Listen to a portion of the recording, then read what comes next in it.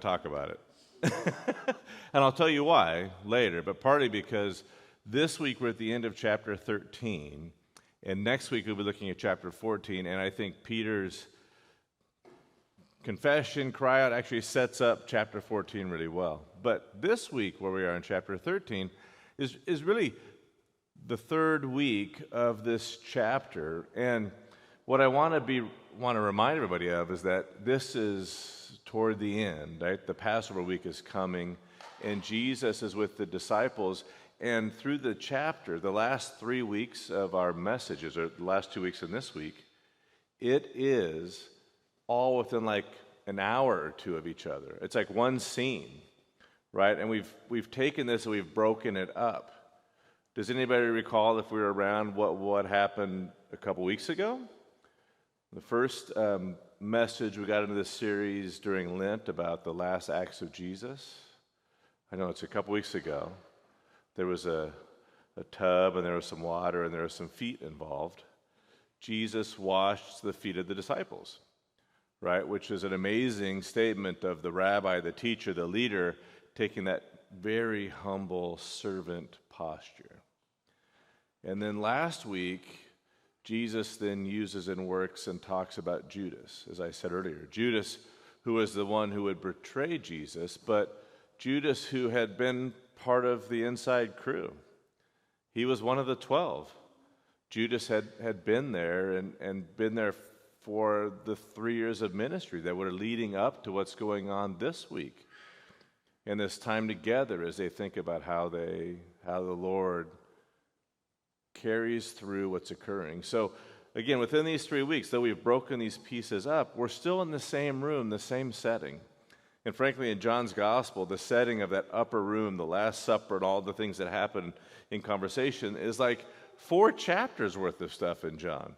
So many of what Jesus has shared and was told, and John, I think, as you've heard me say before, the oldest, longest living apostle, the latest written gospel, reflecting on what Jesus would have shared in that upper room and what would have been like the nuggets, I think, I really believe in his gospel, his telling of the story of Jesus, is what he's done. Because we don't have the institution of communion in the same way in John's gospel as other gospels, though that would have been part of the meal that they shared because we know it was told that way. So today we're in John's gospel, chapter 13, toward the end. And I wanted to set that up because we have, like I said, this dynamic of this one room, one setting, Jesus and his followers, with the washing of the feet, the talking about being a servant, what the master does for those who are following him, the betrayal of Judas, who was at the table, who Jesus welcomed as one among the family, one among all of those gathered that had followed him. And yet Judas is released to go in what would end up being the beginning of the passion of the Christ. And so setting that up a little bit, we're going to read here in John 13, verse 31. So verse 31, as soon as Judas left the room, Jesus said. So this is right on the back of last week, right on the back of Judas being revealed as the one who would betray him by Jesus in the upper room, and then Judas leaving the room. As soon as Judas left the room, Jesus said, "The time has come for the Son of Man to enter into his glory, and God will be glorified because of him. And since God receives glory because of the Son, he will give his own glory to the Son, and he will do so at once." So really, in many ways, this talking about the glory of God. From the beginning, we know who Jesus is from John's gospel. And that in John's gospel, as is told, the Word became flesh, and he made his dwelling among us, and he revealed God to his people. So as here John tells us, the time has come for the Son of Man to enter in his glory. This really is the beginning of the passion of the Christ. This week of him knowing what's coming, that Judas has now gone out to betray him, to kick into motion what would ultimately take Christ to the cross, to his death and his resurrection. This is the glory of God being revealed in a way that the world could never have envisioned, in a way that even the the disciples, those that had been with Jesus for 3 years, never would have anticipated. But yet this is the glory of God. Verse 33. Dear children, I just love this. Dear children, Jesus doesn't talk that way too much. And yet here with his disciples at a most delicate time, you can hear, and he knows what's coming. Judas has just left. Jesus with this caring father in his words of being with the disciples, knowing what's coming, Jesus does, but the disciples don't quite have the story. They don't quite have what's occurring, but yet Jesus still tender. I will be with you only a little bit longer. And as I told the Jewish leaders, you will search for me, but you can't come where I'm going.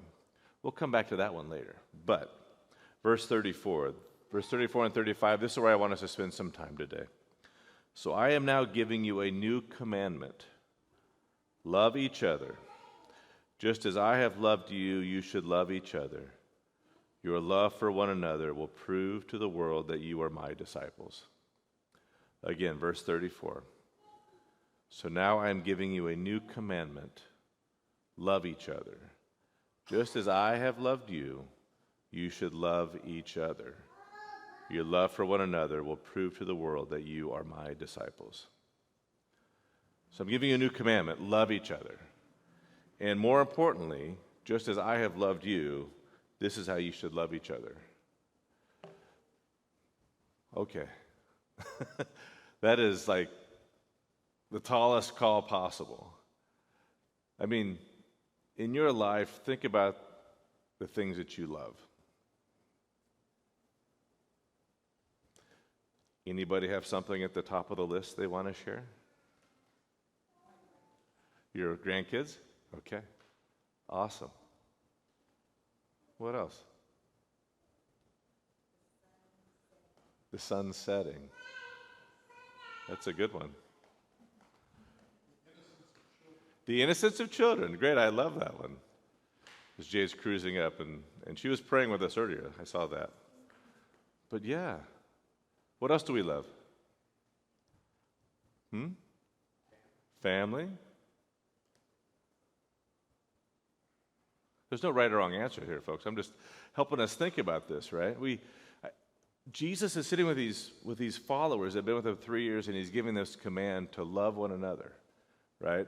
I don't know that we, in today's world, reflect on love in the same way as this kind of close, intimate conversation that was occurring in that upper room. I mean, we're busy.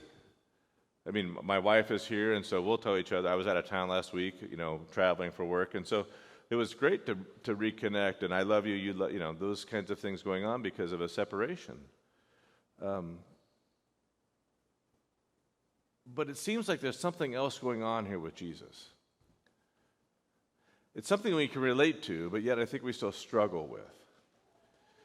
And this is part of the challenge of what Jesus is giving us, I think, through those people that he's sitting with in that room. How do we think about loving one another? And what is the call that Jesus is giving us, right? So again, I'm going to go back to the previous chapter, right? This is the command that Jesus has given in chapter 13, but it's in the same conversation. What happened in the room, right? This is an important context of this love conversation that we can have and things that come to our mind, but in the context of what Jesus is doing, they have gathered in the room for a meal. The first thing he did is he washed their feet, which would have hold on, Jesus, I should wash your feet. You should not wash mine, Peter said. And from there we go to Judas, the one who was at the table who was going to betray him. And what did Jesus do? Jesus treated him like any of the others that were there with him at the table. He was welcome and he participated in the fellowship. And then from there, Jesus talks about, okay, he's gone. It's now my time for the Son of God to bring glory to God, which in the context of Jesus looks like suffering and death. And I want you to love one another, Jesus said, as I have loved you. This is my command to you. They've been with him for 3 years.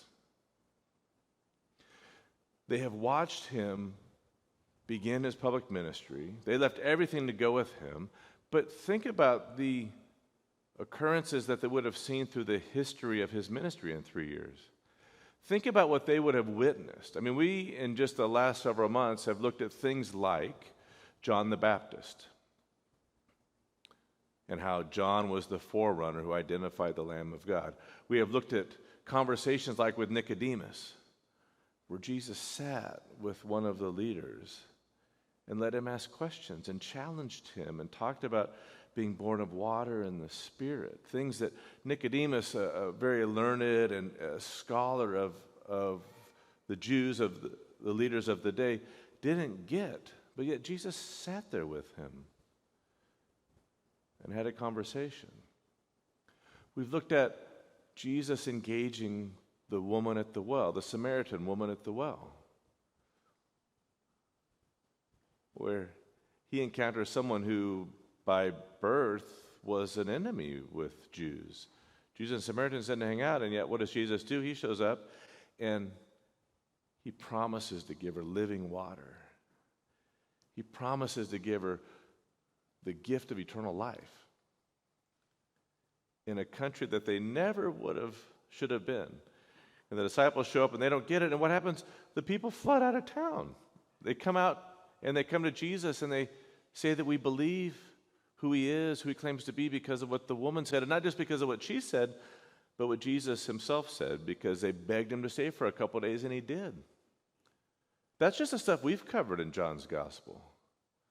That's just stuff that John saw that was important enough for us to understand and think about leading up to the glory of God, leading up to the crucifixion of the Lord, leading up to Jesus talking about and commanding them to love one another as I have loved you. And by you doing this, you will show to the world that you are my disciples. Did the disciples get it? No. I mean, quite in fact, we're not going to read it today, but they heard the fact that Jesus said he was going to go away and that they could not follow him. And Jesus says, hold on, where are you going? This whole command to love one another, they kind of skip right over. The disciples had been with him for 3 years.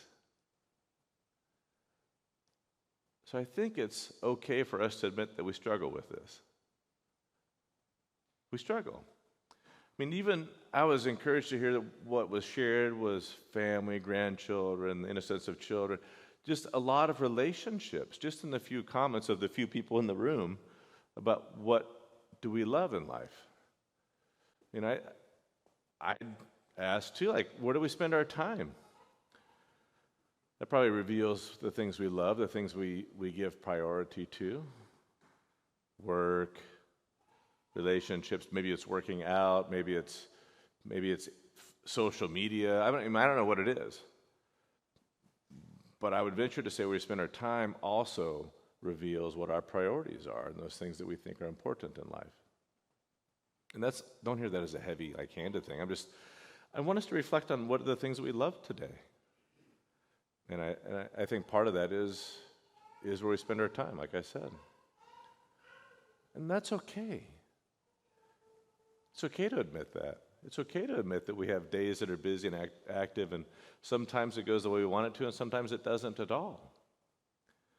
I think the call that Jesus is inviting us into today is this conversation of relationship with him.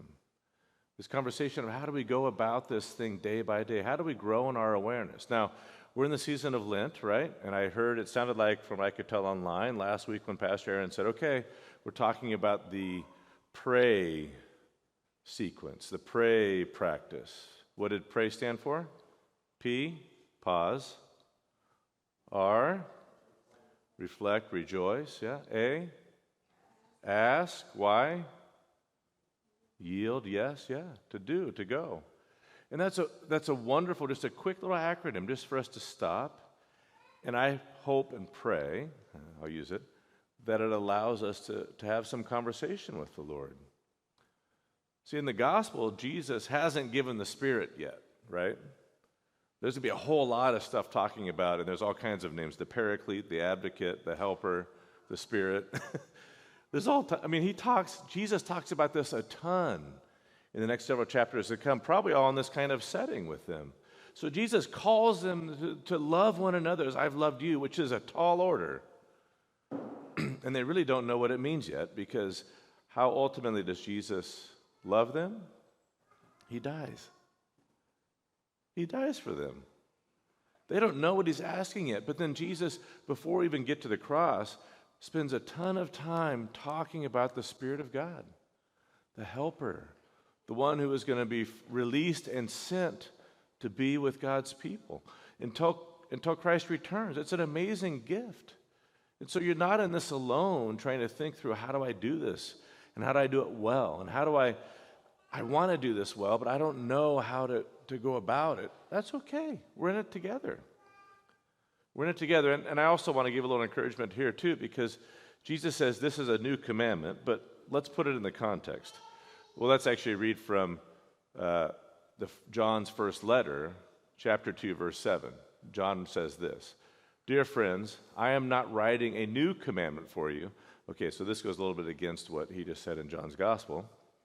"I'm not writing a new commandment for you. Rather, it is an old one you have had from the very beginning. This old commandment to love one another is the same message you heard before. Yet it is also new. Jesus lived the truth of this commandment, and you also are living it. For the darkness is disappearing, and the true light is already shining." In John's letter here, he helps us to understand that what Jesus is commanding in the gospel and inviting his disciples into is not just like a list of how to be a good, loving brother or sister.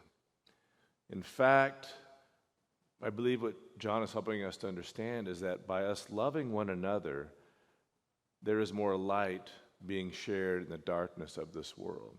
By us, through the Spirit of God, who have been called in faith, are sharing and caring for one another, you have this ongoing revelation of who Jesus is. The invitation for us is to take the opportunity, like what Jesus did with his disciples, and in somehow, through some way, to have a bit of that in our relationships. And what does that look like?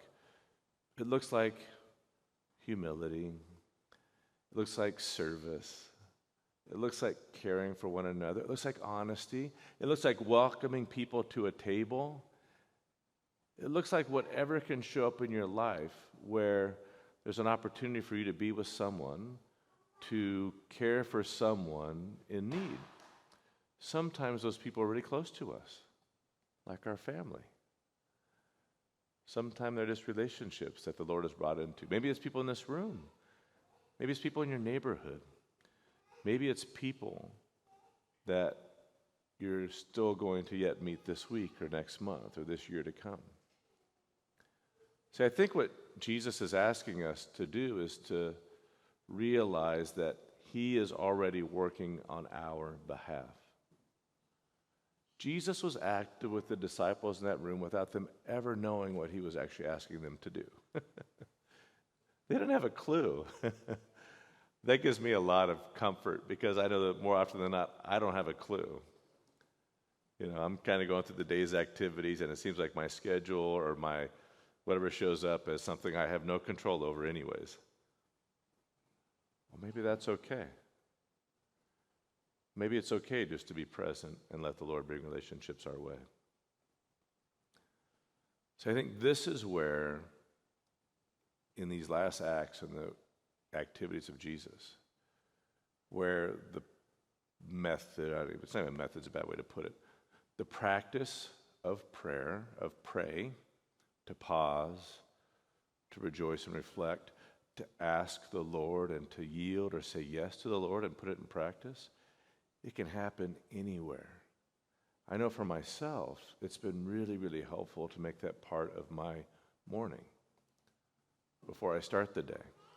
But I also know I'm a morning person. I mean, I'm typically awake much earlier than I need to be.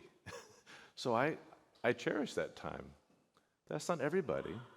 Some folks probably wake up late and you're already late for your first whatever because that's how the morning is going. Or you wake up, but then you know what? There's a bunch of activity in the house because of kids or grandkids or whatever it is, that there's no such thing as quiet time. Maybe the quiet time comes later in the day, and you can use it then. Maybe it's just taking a break midday at your workplace or in your neighborhood or your home or something where you can just sit and enjoy just a bit of time.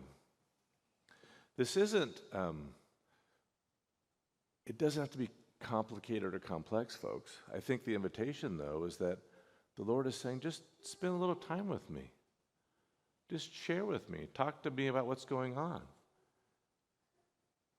And in time, maybe those activities grow. We've got 6 weeks right now, 40 days plus Sundays. We're about in the middle of it, leading up to Palm Sunday and Holy Week. The pray practice is just an invitation for you, for me, to think about how we can get some time with Jesus. And Jesus gives us some commands that now we've heard it's a new command. We've heard from 1 John that it's not a new command, it's an old command. Well, let's go back toward the beginning. I want to read from Deuteronomy chapter 6, verse 1. So Deuteronomy, part of the very beginning, right? The first 5 books, Moses, kind of the beginning of the people of God in Israel. It says this, verse 1, these are the commands, decrees, and regulations. That sounds very loving and caring, doesn't it? These are the commands, decrees, and regulations that the Lord your God commanded me to teach you. You must obey them in the land that you are about to enter and occupy, and you and your children and grandchildren must fear the Lord your God as long as you live. If you obey all his decrees and commands, you will enjoy a long life. Listen closely, Israel, and be careful to obey. Then all will go well with you, and you will have many children in the land flowing with milk and honey, just as the Lord your God, the God of your ancestors, promised you. Verse 4. Now, this background here right now, this is just a lot of like obey. It sounds like a lot of like, if you do this, then this. It sounds a lot of like harsh commands, a call for obedience or responsibility. But verse 4 here, this is what they refer to as the great Shema. Shema in Hebrew is to hear, to listen. So the great Shema, this was held up in high regard by the Israelites forever. So here it goes. Listen, O Israel. There's the Shema, right? Listen, O Israel. The Lord is our God, the Lord alone. Or you've heard the Lord is one in other translations. And you must love the Lord your God with all your heart, all your soul, and all your strength. And you must commit yourselves wholeheartedly to these commands that I am giving you today. Repeat them again and again to your children. Talk about them when you're at home and when you are on the road, when you're going to bed and when you are getting up. Tie them on your hands and wear them on your forehead as a reminder. Write them on your doorposts of your house and on your gates. I don't know how loving that sounds, to be fair. Does anybody find great encouragement by that? It sounds like kind of like the father really pressing and saying, look, these are the rules, stick by the rules, and it'll go well for you. If you don't, it's not going to go too well. Maybe that's what Israel had to hear. I don't know. But I share that because it's the same message. This is the command to love the Lord your God, to worship him above all others. But that loving is one of relationship. It's easy for us to hear this call to obedience and think of it as like, this is what we have to do so that I can have a good standing with God. I'd invite you to change how you look at this. It's a bit more about this is what happens if you have the relationship with your Lord. You naturally obey him. Now, to be fair, Israel had been rebellious and continued to be rebellious. And in fact, to go to the promised land, all of those folks that it was promised to, they never got there. It was their ancestors because of their rebellion. But yet, the history of all of this, from the Old Testament to Christ to John's Gospel, is what God does to fulfill not because of their obedience, but because of their rebellion and sin. What God does to fulfill his promise to his people, to make them a special people, to make them his prized possession, to make them what he saw as beautiful in their sight, and to develop a relationship with them. And this is what Jesus does. Jesus shows up and he does that in the flesh. He walks with them, alongside of them. He shows who God is. And again, to put a bow on it a bit, he washes their feet. He welcomes the betrayer. He shares with them what his desire is for them. He sits with them and he listens and he loves them and he cares for them. And this is what he means in verse 34. It's all would be wrapped up here. It said, so now I'm giving you a new commandment, love each other just as I have loved you. You should love each other. For those in that room, they would have heard that in the context of the great Shema. They would have heard it in the context of this is God loving us and inviting us to love one another in the same fashion. It isn't a recipe towards success. It isn't 5, neat and clean steps to be like a really good person in this life. Jesus is inviting us into relationship.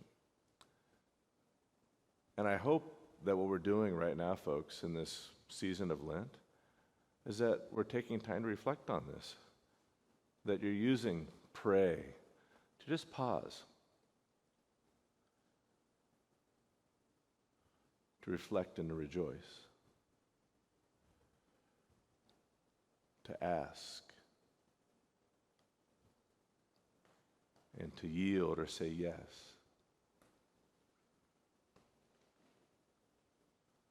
So let's do it real quick. Let's just pause.